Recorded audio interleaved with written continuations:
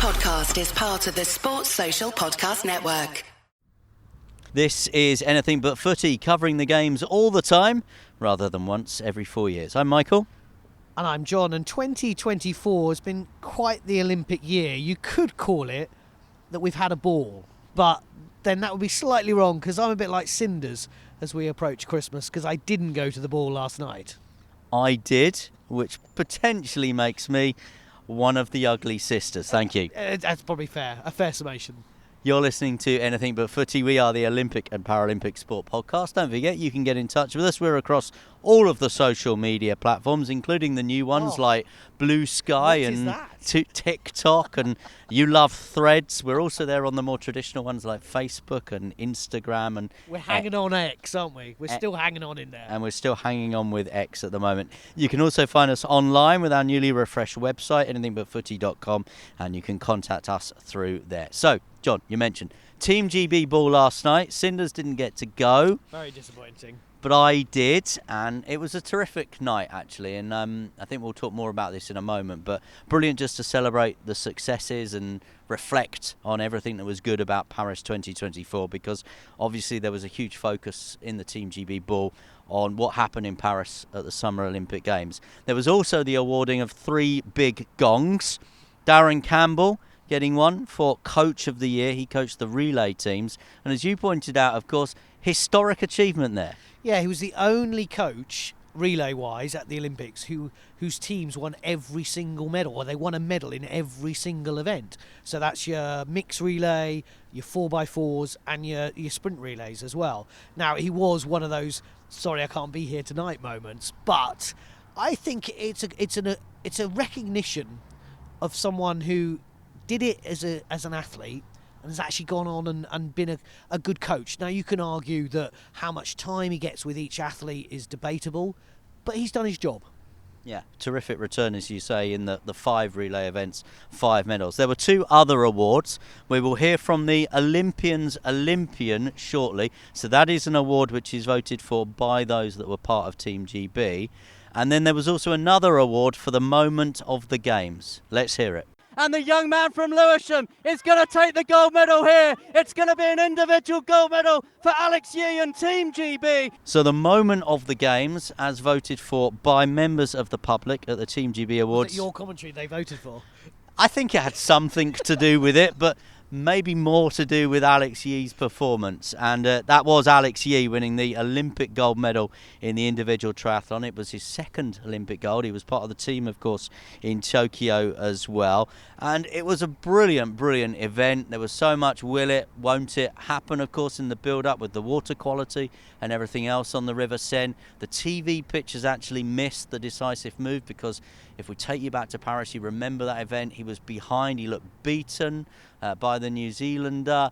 And then suddenly, and as I said, the TV coverage missed the decisive move. Suddenly, he turned the corner. He was in the lead. He was, and you called it on TalkSport and got it absolutely spot on. He just took Hayden Wild, didn't he? Just on that last kind of few hundred metres. And what a setting on that bridge. What was it? Alexandre the Pont Alexandre Trois bridge, yeah. Right, so he was on the blue carpet, as it was, at the Team GB ball and the awards last night. And I spoke to him about his memories of Paris 2024 and that gold medal. And also, of course, we discuss later on in the interview the retirement of Alistair Brownlee. More about that in a moment. Here's Alex Yee. People keep saying to me, what about this young man from Lewisham? Because rehearsing those moments when you're commentating on an Olympic gold medal in your head, that's the words I came out with. You're a young man from Lewisham. Because that's essentially what you are, but you're a world champion and an Olympic champion as well now. Yeah, it's funny because I do just feel incredibly normal, and hopefully that's a message that I can send out to the world that, you know, if you work hard at what you love and you put your mind to it and you take that step, there's no reason why you can't achieve these things. And, you know, I was a young kid from Lewisham who's achieved, you know, beyond my wildest dreams, and it's been really special. What's it like being an individual Olympic champion? I know you obviously won the gold in the team event, but to come home with one on your own? It's special. I think, you know, I still take my bins out. I still have to do my own laundry, but nothing changes like that. But I mean, just the appreciation that I've had from, you know, young and old people who have appreciated the achievements and have told me that their little kids are running around their living room watching me or have tried the sport for the first time. It's been really special to see and hear those moments. So yeah, I think that's been the most rewarding thing of all. Take us back to that morning. I'm on the Pont Alexandre Trois Bridge commentating. I'm commentating off the telly. They missed this moment with you and Hayden Wilde. What happened? I know, probably a bit unexpected to be fair, so I don't blame them, but yeah, it was just one of those magic moments where I just gave it everything I had, and I just wanted to cross that finish line knowing that I had done that and I could lay my head on that pillow, knowing that, whatever happened, I gave 100% and I can be proud of that, and, it led to a little bit of magic, and what more could you ask for? It was really special.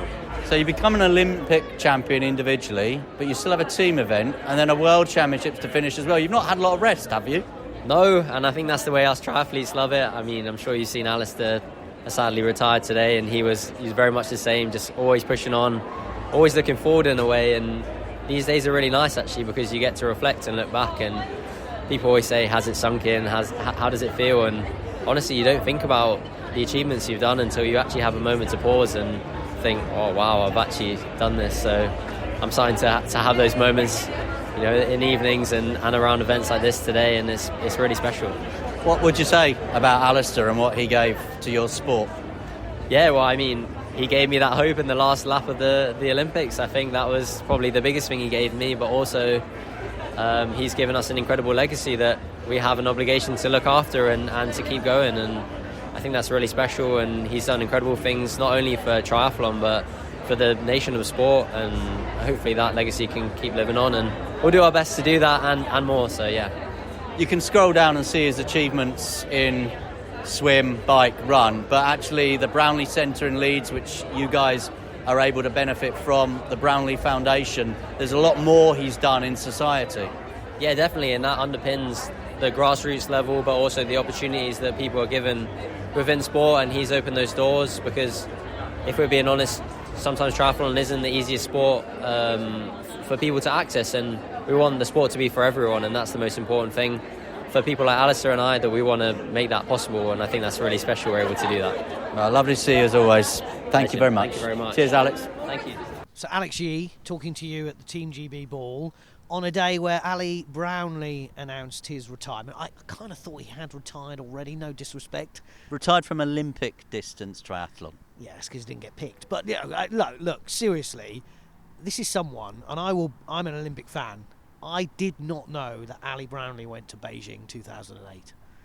And he finished 12th there. And then, of course, London 2012 changed this sport. There aren't many people in a sport that can change a sport. And I think Ali Brownlee, with his brother Johnny, have done that for triathlon in this country. Can I disagree with you? I don't think he changed the sport. I think he created the sport in this country. Because I think I remember triathlon coming in Sydney in 2000. I remember it because we were told that the sharks were going to eat them in Sydney Harbour. That was, there's always a little drama, isn't there, in the build-up to the Olympics. Zika in Rio, there was this thing called COVID that sort of affected Tokyo. Yeah, it was going to be the sharks were going to eat the triathletes in Sydney Harbour.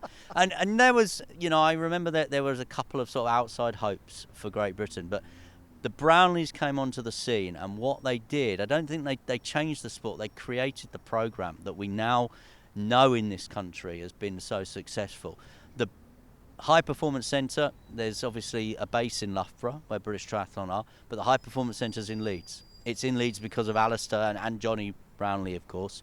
And the fact is, and as Alex said there in that interview, he wanted to go to university in Leeds because he wanted to go to that centre. There's a reason Georgia Taylor Brown crosses the Pennines from Manchester, because she wants to be at that centre in Leeds. And all that medal success, and I'm a huge triathlon fan. I've absolutely adored the sport. I loved commentating on it in the summer. I know you got to call the mixed relay because I was called over to the athletics at the Stade de France. It's all because of Johnny and Alistair Brownlee. And beyond that, as well, as we also covered in that interview, transcending the sport, what they do with the Brownlee Foundation, and what they've done in their local communities and the wider community as well. And I know Alistair now is on things like the athletes' commissions and stuff, and that's what I chatted to him in Paris because of that. I think in the same way we've had conversations about Andy Murray, if they want to, and I think there is probably that appetite from Ali Brownlee. I think they could go along and go on and be brilliant sports administrators. We're about to see, of course, the whole presidency of the IOC being voted on in the next few months, and we'll talk about that, of course, in 2025. Seb Coe, we as Brits would hope that he would become the IOC president, but wouldn't it be amazing if the likes of Andy Murray and Ali Brownlee could come as a potential IOC president in the years to come? You say he's already on the commission, so he's in that kind of mix. Yeah. But a quick question for you: has Johnny retired yet? Has this been decided yet? No, I think Johnny's still going, and I think the thing is with professional triathlon is, you know, there's the Olympic distance. We know there's the sprint distances. There's the ultra distances. There's obviously an opportunity to go and compete on other circuits, and, you know, to put it bluntly, make money. And carry on competing and to make money, and you know, every athlete has a very short competitive elite career, albeit, you know, Ali from Beijing in 2008 right through to, you know, where he went to Rio and everything else, it's still not that long a time. He's not getting a carriage clock at the end of that, is he, and a gold-plated pension. No. I mean, last night at the Bull, as an aside, I mean, they were talking to Imogen and Emily, the rowers, and they were saying, you know, because there's no lightweight rowing in LA, you know, what are you doing now? And they're like, well, I'm going to be a doctor. I'm going to be a doctor. I'm retired, but don't tell my mortgage company. So, you know, it's one of those things. It's still a very, very short career, and I would hope that, you know, Alistair Brownlee has as much to offer still. And, you know, on a personal note, thank you, because, you know, he gave a lot, I think, a lot of great, terrific memories for me as a reporter and commentator. So that was one award, the triathlete Alex Yee winning the moment of the games. The other award on the night, the other big award, chosen by the team, which I think makes it particularly special. There was a short list that included Andy Murray, Emma Finucane was on that short list, Emily Campbell was on that short list as well. But let's hear from the Olympians.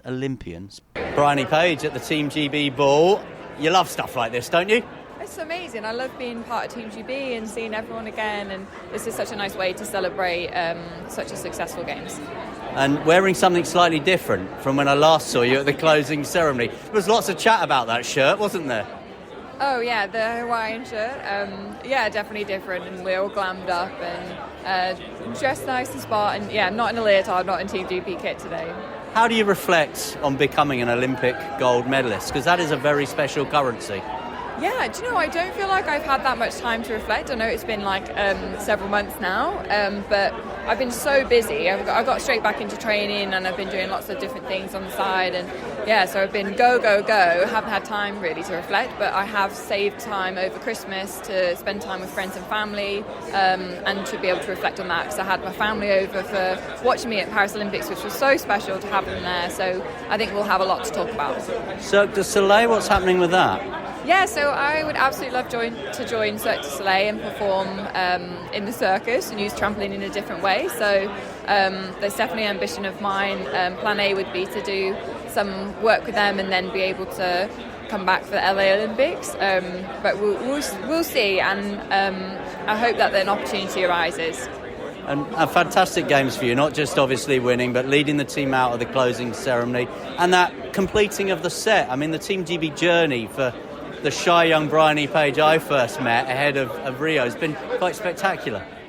Yeah, I still have pinch me moments that I've been able to not just go to one Olympics, but to go to 3 and medal at every single one. It just feels like, for me, it's such a huge achievement, and I'm really proud of it, and just it still feels really surreal to me, and I can't quite believe that that's happened, and that my journey has yeah, like I said, not just become an Olympian, but become an Olympic champion. That feels really, really surreal, and to be able to be chosen as a flag bearer for the closing ceremony alongside Alex Yee was just such an amazing moment and an amazing way to end an Olympic Games. To be able to lead that team, Team GB, and such a fantastic team to celebrate all of the success, not just medals, but everyone's achievements at that competition, and being part of Team GB and being an Olympian for Paris Olympics as well. And so, yeah, to be able to lead that team out, and such an amazing team of inspirational people, just was such an honour. Such a special time. Thank you for your time. Have a great night tonight. Thank you. Cheers, Bryony. Thanks. So Bryony Page The Olympian's Olympian. Olympian's Olympian. I spoke to her when she'd won her gold medal and said she was going to carry the flag for the closing ceremony, and she kind of laughed at me. Then she carried the flag, and now she's been nominated, as you say, by the team. And won. To be the Olympian's Olympian. This is a gold, silver and bronze medalist, 3 games, and as she said in that interview, she wants to go to another games. Yeah, it's really interesting because she said growing up, obviously, trampoline was her passion. It was what she wanted to do. I thought you did it at the beach. I thought it was just something you went to on a sandy beach in Great Yarmouth. Well, she said, and we were having a good chat last night at the ball. She said, "Well, I thought I was going to have to join the circus. Yeah. So that's what I would have to do if I want to trampoline for a living. That's my career path." Or the dingbats. You remember the dingbats? No. Used the trampoline. They dressed up as superheroes in the Russ Abbott show and would bounce off the trampolines and do lots of No? Okay. That's just me. A left field Sorry. reference. I remember Bella Emberg Yes. and Les Dennis and Cooper Mann. The dingbats. No. They were part of it. Don't remember that. Can we go back to Bryony Yeah, we Page? can, yeah. Bryony, if you're listening, apologies for my colleagues aside there. We're certainly not insinuating you're a dingbat in any way. And the circus is now actually going to be her calling. But as she said on the stage when she collected the award from the Princess Royal last night at the Team GB Ball, she's greedy. Name drop there from your good self. Yeah, well, Did you see HOH? Or not? Yes, from a distance. If you look on our socials, you'll see how far away I was. Table 56 of 56. I pretty much sat in reception by where you drop your bags and coats. But I was there, and the Princess Royal was there to give Bryony Page that award as well, celebrating that success. And we've known Bryony a long time, and I remember first sort of interviewing her pre-Rio, build up to Rio, because she was Sheffield based and I was Yorkshire based at the time, and she was shy and she wasn't particularly confident in interviews. She used to lose her sort of sentence trail at the time, and then there she was last night on the big stage, ahead of those big names, people like Andy Murray and Emily Campbell, big personalities. She was the one that her fellow athletes backed for that award. Now, I know we're going to hear from some other athletes from Team GB after the break, but just on Bryony and Alex Yee, they should be nominated for Sports Personality of the Year, which we know will be coming up in the next few weeks. Keely Hodgkinson was the gold medal winner for Team GB. She wasn't a prize winner at the Team GB ball. No, she wasn't. I mean, she was obviously mentioned, and in fact they showed a big video presentation and Keely was the first thing on that video. I think Keely will be Sports Personality of the Year. I'm personally a little bit gutted about that because I always like to have a little bet in January on the upcoming Sports Personality of the Year for many years. I've never ever predicted it right. I've got close in previous years, and for the last couple of years I've backed Keely Hodgkinson, but of course not winning the gold in Tokyo, not winning the gold at the World Championship. She never got to the top of the step, and I didn't in January, and I think she'll win Sports Personality of the Year. And if it was up to me, Keely would be my number 1, Alex Yee would be my number 2, Bryony Page would be my number 3. I would go for 3 Olympians for that. I think there's great shouts as far as the Paralympics are concerned for the likes of Sarah Story, Hannah Cockcroft. I mean, Alfie Hewitt should definitely be in contention. Go back to the Olympics, Tom Pidcock would be another one. I'm struggling beyond the Olympics and the Paralympics to recognise where the success has been in British sport this year, where the winners have been. And that's what you need to look at. And I think last year, what was it, Mary Earps who won it? Wasn't a winner. Katarina Johnson-Thompson should have won it. She was a winner. She was world champion. She finished 3rd. So Luke Littler, who may well be in the nomination list, the darts player, the 16-year-old darts player he's now 17, going into another world championship, but he's not the world champion. No, and he's not the number 1 in the world either. So for me, his time will come. I think he could be the world champion in the next few weeks in January, and maybe next year's his year. But for me, this year has to be for our medalists, our gold medalists at the Paralympics and Olympics. But I'm biased. He could become the Steve Davis. You were telling me this amazing stat about Steve Davis and the Sports Personality of the Year. Yeah, no one has been in the top 3 of Sports Personality of the Year more than Steve Davis. And you went, Andy Murray, duh. But we looked it up. Steve Davis in the 80s 5 times in the top 3, winner in 88. Andy Murray's won it 3 times. 88, when the Olympics was going on, yep. Steve Davis won Sports Personality of the Year. Yeah, the Winter Olympics, well, it was couldn't be either him or Eddie the Eagle. Steve I know, Davis. the hockey team, they won a gold in '88. They probably won Team of the Year, I would imagine. Did Redgrave win a gold in Well, '88? yeah, of course. 5 Olympic gold medals. So, There you go. as Steve Redgrave said when he won it in 2000, I had to kind of threaten to retire before you'd give me the big one. I think Steve Redgrave was in the top 3 through the 90s a couple of times before winning it in 2000. Yeah, Steve Davis 5 times in the top 3, winner in '88. Andy Murray has won it 3 times. No one else has ever done that. And he's also been in the top 3 a further once as well. So anyway, that's Sports Personality of the Year. I mean, for me, that's the UK equivalent of the Oscars. No one talks about any other award ceremony in this country in the same way that we talk about Sports Personality of the Year. That's a conversation probably to be had in the next couple of weeks. Yeah, we'll look forward to finding out who are the nominations. This is Anything But Footy, the Olympic and Paralympic podcast. This is Anything But Footy, the Olympic and Paralympic sport podcast, and we are reflecting on the Team GB Ball, which took place in the Roundhouse in Camden last night. Terrific event. I think it's important at this time of year to celebrate the successes. I know, and I asked this question last night, that every member of Team GB, along with a lot of the support staff and obviously staff members at the BOA, get an invite, and then some people just sneak in at the end like me because they just hung around like a bit of a bad smell, and eventually they were like, oh, all right, you can have some smoked salmon. And I think for a lot of the athletes as well, certainly those that are going to be going on and competing again, it's kind of their last chance. It's their final blowout. They will probably go to Sports Personality of the Year, and that will, if they get invited. And that will be a big night for many.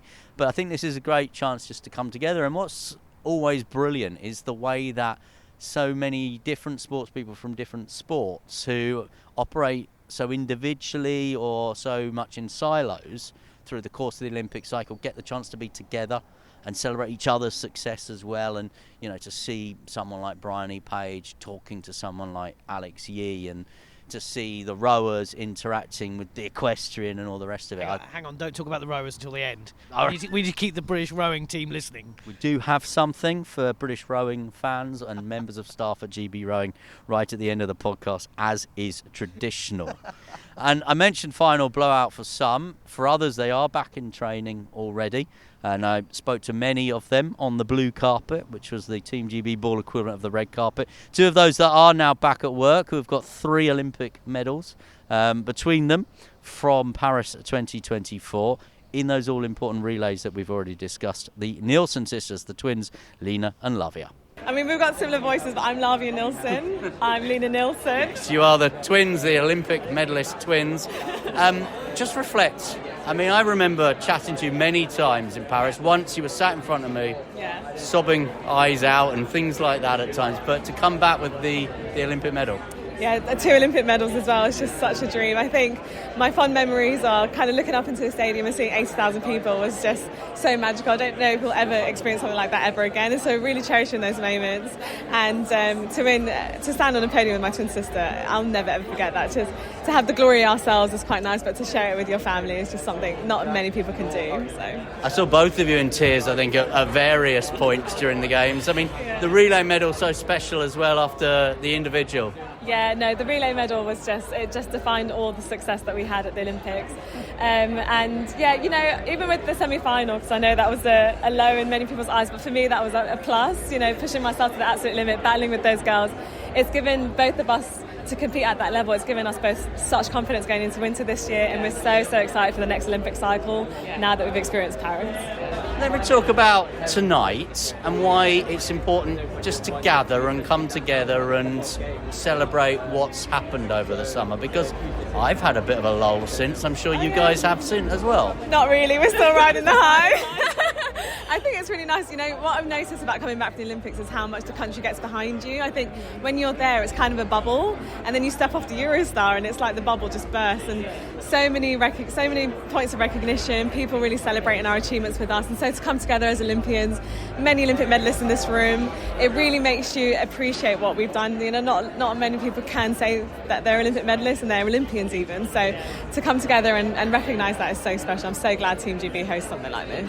And there must be a huge appetite to go again. There's obviously another World Championships in 2025. We have Beijing, Tokyo World Championships. Commonwealth Games in Glasgow and Birmingham a European Championship. So lots for you guys to aim for. Definitely, lots to look forward to, and we're so glad that we've really got the experience at that highest level at the Olympic Games. We're so sad that we can't compete in front of 80,000 people every day. We have to wait another 4 years, but we've got those championships. I think Tokyo will be really special for the Olympians that did go to Tokyo. They'll finally have a crowd to compete with, and for those of us who didn't make Tokyo, it's redemption. So we're really, really excited for next year. We're definitely going to push the limits, and then to have a home European Championships would be so special.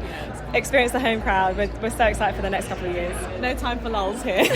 There's a bigger picture there in terms of you don't compete in front of those huge crowds all the time, because you guys should be, and we need to do more to get that, don't we? Yeah, and that's why we're really fortunate that we have social media. I think a lot of athletes, especially at the Games, really utilise social media, really put our names out there. I think a lot of athletes, especially in individual sport, can get kind of lost in the crowd, and a lot of people making names for themselves. So we are trying to promote the sport in many other ways, and it's so nice when we were in the stadium, people were cheering for us, saying that they'd watched our YouTube and seen our Instagram and our TikTok. So we're spreading the word as much as we can, and we're hoping by the time Birmingham comes round, we've amassed a great British crowd.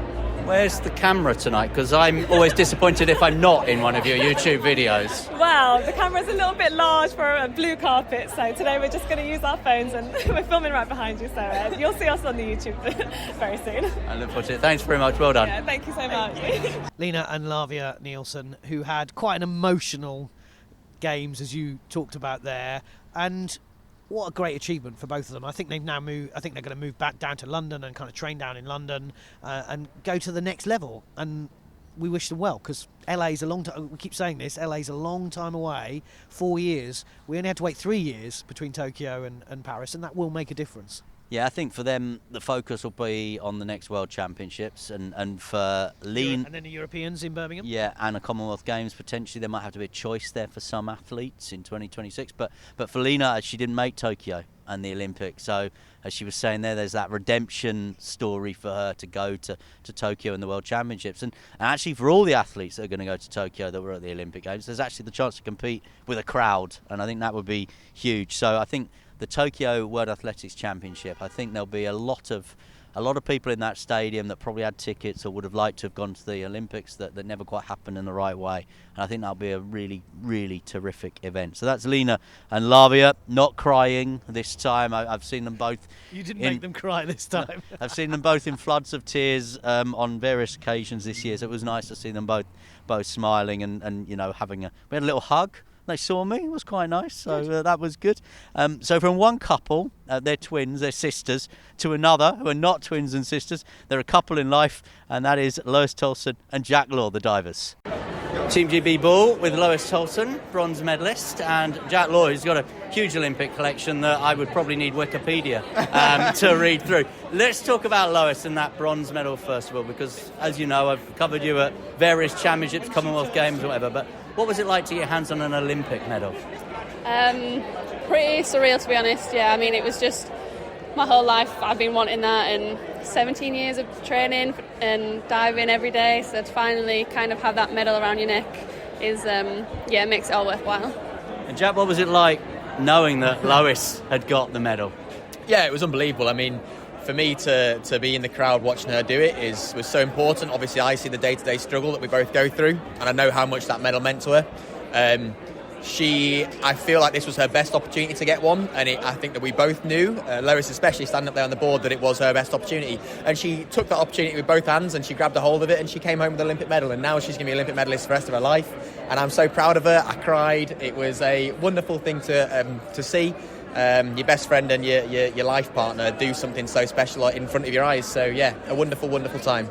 And for you to come back again, Rio, Tokyo, I mean, it's not an easy sport. It puts so much toll on you mentally. We've spoken about that before. Physically, obviously. But to come back and win again another medal, what does that mean? Yeah, of course. I think that everybody knew going into the Olympics that I was looking for medals in both the individual and synchro. Achieving just one of those is obviously such a special thing to do. I'm obviously disappointed with how the final ended up in 3 metre, but to do back-to-back games, 3 in a row, and making medals each time is a really special achievement. And I still want more as well. So, I'm now toying up the idea with going again for another 4 years and it's just about maintaining physical and mental shape. And, you know, we've talked a lot about my mental problems around diving that I've had and my issues that I've overcame to come away with these medals. And I'm so proud of my career so far, but I think I want it to extend a little bit longer as well. What's harder, Lois, throwing yourself off a 10-metre platform or watching him? Watching, 100%. I mean, there was a video of me when I was watching their synchro event, and I'm like rolling my eyes, and I'm way too like emotional. It's just such an intense experience sitting and watching someone that you care about so much. Try and make their dreams come true. Honestly, I mean, it's amazing, but also very stressful at the same time. But I'm lucky enough that I've been able to watch him in some really good performances and come away with lots of medals. Yeah, he's done all right in his career, hasn't he? I mean, how important is it just to be here tonight and you guys get back together and enjoy this? Because for a lot of people, January will come around and hard work starts. Yeah, it feels like a kind of final celebration of this Olympics before we start again for the next Olympic cycle. So yeah, it's nice to see all the divers again and all the other Team GB athletes and really just celebrate what happened this summer. Thank you. Thank you. Cheers both. Jack Law and Lois Toulson. And what was great, I mean, Jack's an Olympic champion from Rio and carries on winning medals. He might not have been greatly excited with the colours that he won this time, but he still won medals. But Lois Toulson won that medal that she's been waiting for so long. Yeah, because she's got Commonwealth medals, she's got European medals, she's got world medals. But as we've said, and I think the phrase I used in the interview, there's a special currency to an Olympic medal. There's just something that an Olympic medal has. I made a bit of a boo-boo with Jack and Lois. I went, it's Team GB's golden couple. I went, bronze, more bronze. But I know what I meant when I called them the golden couple. I think the pair of them, again, I think Jack has offered, and this is why Mark England selected him to carry the flag in Birmingham for Team England at the Commonwealth Games. I think Jack, again, is someone that has done his achievements, have transcended his sport as well in what he's done.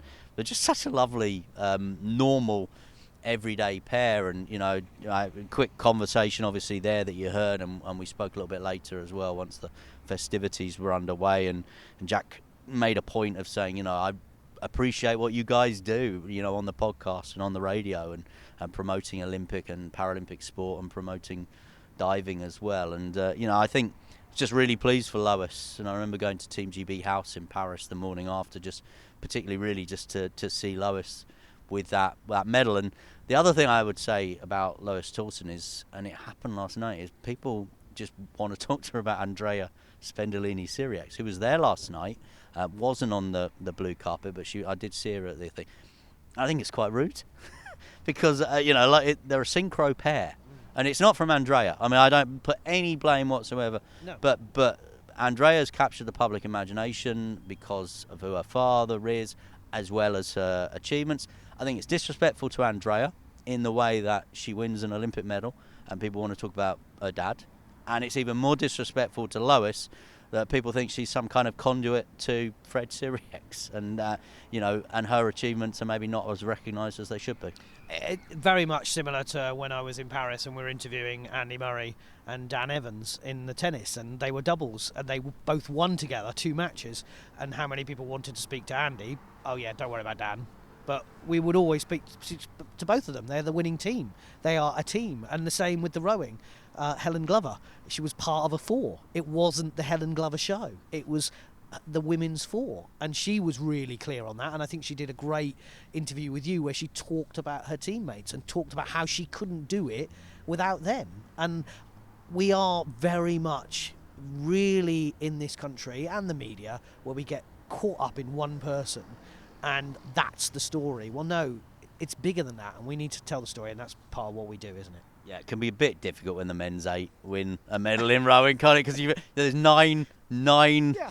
You know who one of them is, it's the Cox, and then there's like 8 huge fellas stood in front of you, and I've got to remember all of your names in order and get this right. And also, for someone with limited brain capability like me, to come up with a question for each of them that's different. That's 8 different questions. But that is such a great achievement, because it is the blue ribbon of the event. It's the thing that in the regatta that everyone wants to win. That's why your nations like the USA and Australia and Canada and New Zealand all want to win that, and Great Britain won it. And well done to the rowers, and we'll talk about them in a moment. Yeah, don't switch off GB rowing. There's more rowing to come. Because talking of diving, which we were with Jack and Lois. And awards.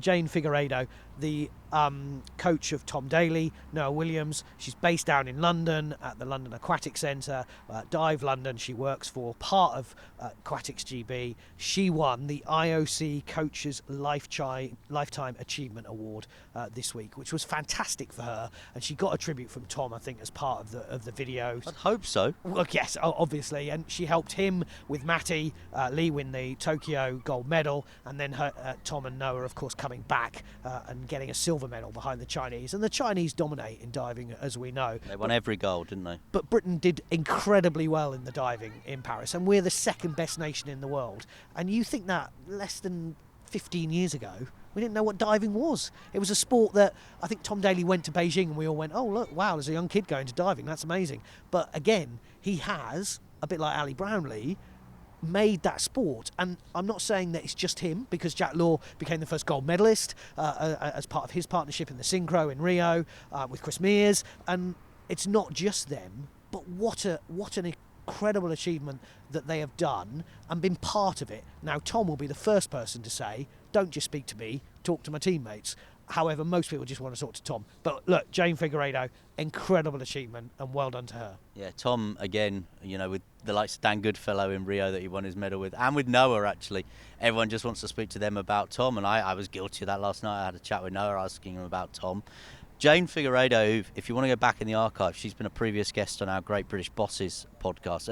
And what I like about the relationship between Tom and Jane is the diver-coach relationship, because we know in elite sport, if you want to get to one of your big-name athletes, get the coach on side.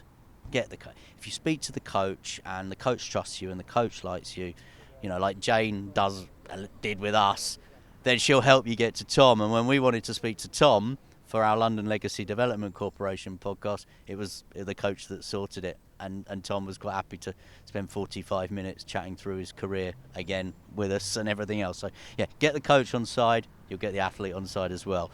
Staying with awards, Sports Journalist Association awards have happened in the last week as well. Keely Hodgkinson won the Women's Award. I voted for her. Alex Yee won the Man's Award. I voted for him. Tom Daley won the Special Award. Tom Pidcock won the Performance of the Year Award. And GB Rowan, this is your moment. And British Rowing won the Team of the Year Award. I voted for them. And what a comeback. As previously mentioned, Tokyo, it was a write-off for British rowing, unfortunately. And they came back, they won those gold medals. They won silver and bronze, and they finished just behind the Netherlands, I think it was, in the end, in the regatta at Paris 2024. But well done to Louise Kingsley and the whole team at British Rowing, because they have worked incredibly hard to get the Olympics up to the Paralympic level as well, because the Paralympics did okay in Tokyo under Louise, and then she took over both, and they've done incredibly well at Paris and maintained that. So well done to British Rowing, but well done as well. All of those that I mentioned were all Olympians. There wasn't any other sport in the Sports Journalists Association Awards winners. Yeah, and there were some other awards, I think, given to some other people, but the big ones, as you say, were all Olympians. Do you know what I think's been really good about British Rowing is the way that the rowers have been given the opportunity to have the spotlight as well. And I think that's credit to the setup at British Rowing as well.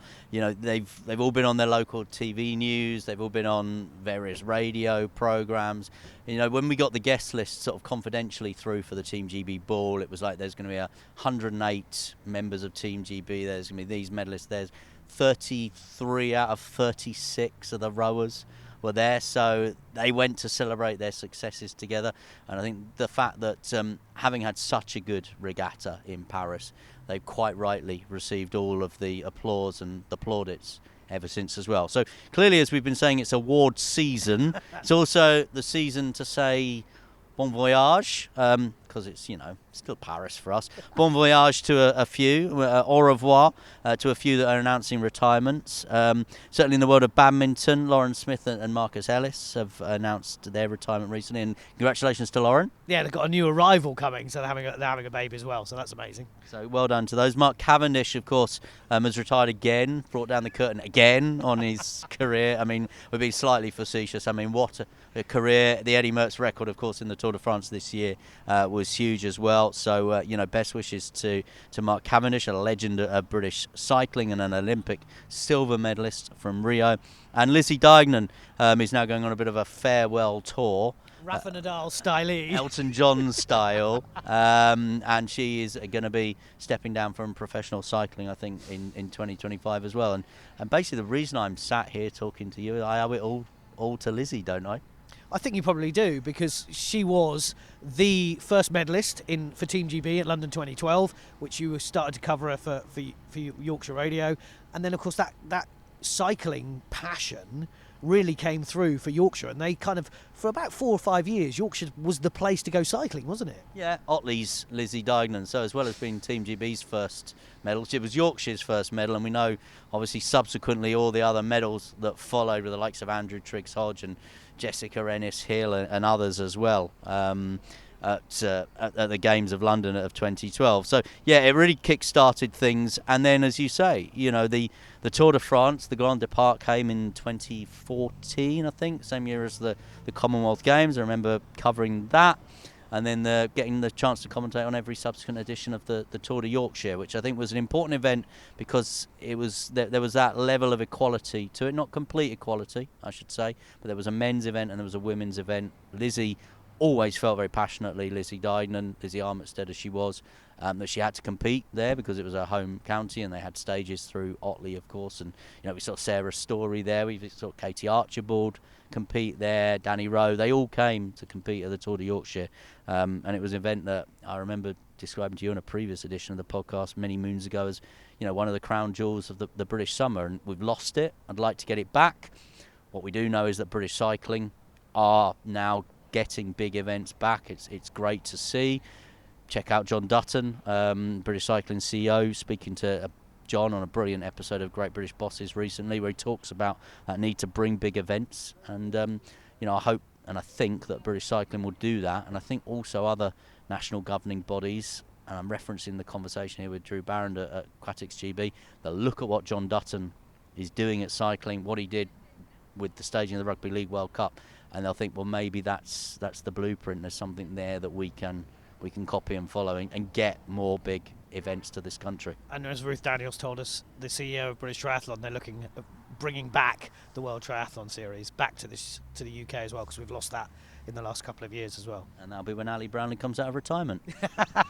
Exactly right. Now, quickly, a couple of other big things to come to tell you about. Watch out for an interview with Great British Bosses with the head of Commonwealth Games, because the Commonwealth Games is back, as you noticed from an episode that we did a few weeks ago. It's going to be Glasgow 2026. We're going to talk to the head of the CGF, so watch out for that. And we will see you in 2025, because it's a year to go to another Olympics. Milano Cortina is a year to go in February. I always tell my friends the Olympics is never far away. I can carry on talking about it forever, because there's always an Olympics coming up.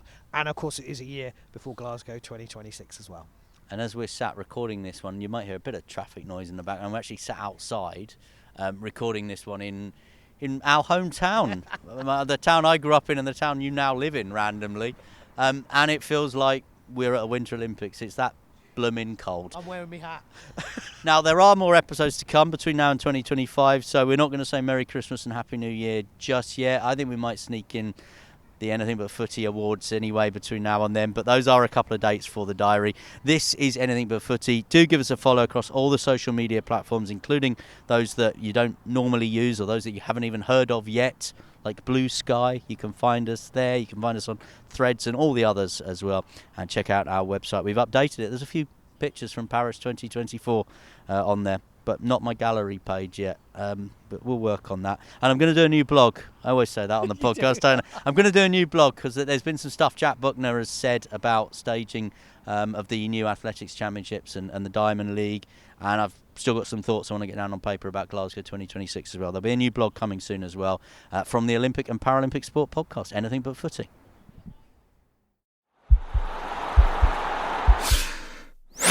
This podcast is part of the Sports Social Podcast Network.